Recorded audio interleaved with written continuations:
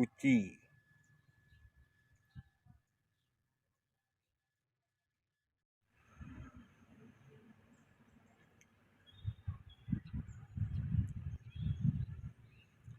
Ini air di dalam guci sangat jernih dan dingin.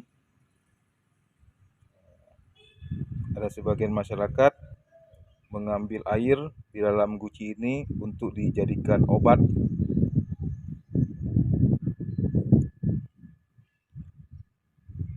Air di dalam guci sangat jernih sekali.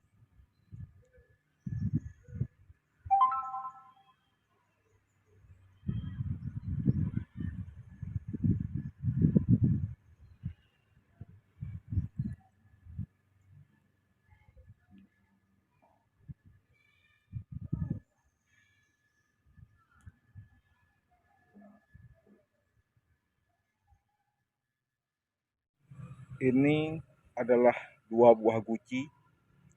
Di dalam guci ini berisi air.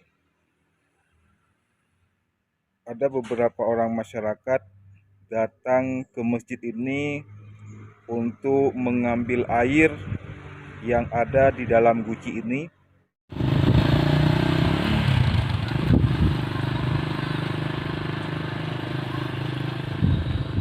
Batu di kuburan semakin hari semakin membesar. Batu ini